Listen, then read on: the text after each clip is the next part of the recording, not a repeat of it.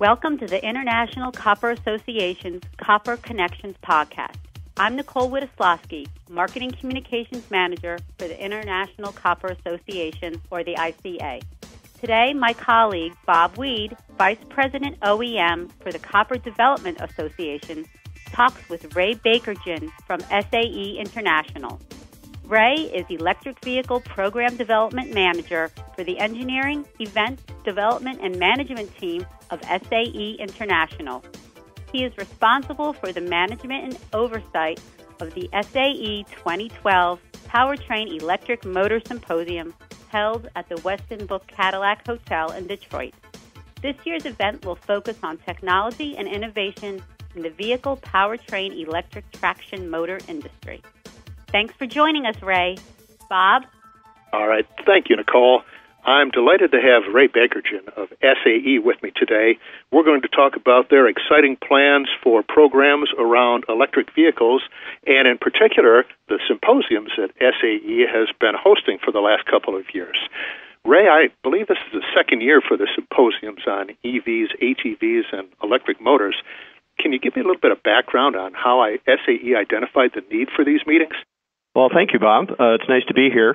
SAE has decided to enter the electric vehicle segment of the automotive industry because it's part of mobility, and that is one of our major focuses, of course. The program came about because there was a need to discuss this bit of technology. It's not covered anywhere else, I don't believe. When I do my research looking for topics for other programs, there's all kinds of other organizations out there doing everything from batteries to infrastructure to the electric vehicles themselves, but it's very rare when you find one show dedicated even just one day towards the electric motor segment. Yes, it's been very interesting from our standpoint. Obviously, it's a market that's very important to the copper industry, and I've been following it very closely. I've certainly enjoyed the motor symposiums as well as the EV and HEV ones that have been put on. Can you give me a little background on what SAE hoped to accomplish with the symposiums as far as their work with the OEMs and the supply group?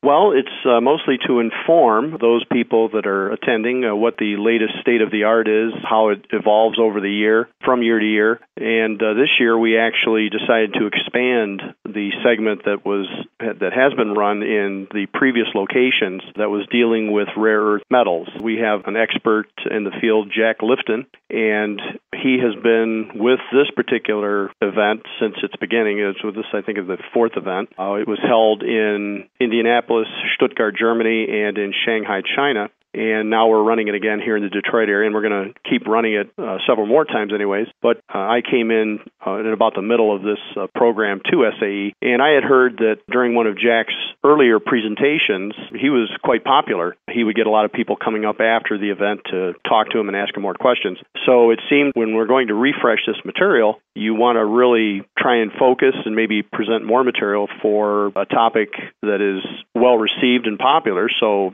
talking to Jack, I asked him if it would be possible to open this up, maybe invite somebody from one of the OEMs or more than one OEM, and then other suppliers to the industry. And of course, the copper group came up. There's a lot of copper and electric motor. And we just thought that the engineers would, not only like to hear about, the projections of, what the sales might be and how they're going to be absorbed into the OEMs, the electric motors, but they'd also like to hear more technical information or even just more general information about the metals that go into the motors.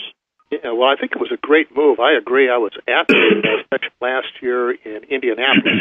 I didn't get to attend the one in China, but I know I found Jack to be one of the more entertaining as well as a very informative speaker, and I'm delighted that he's coming back this year and is so well engaged with the OEMs.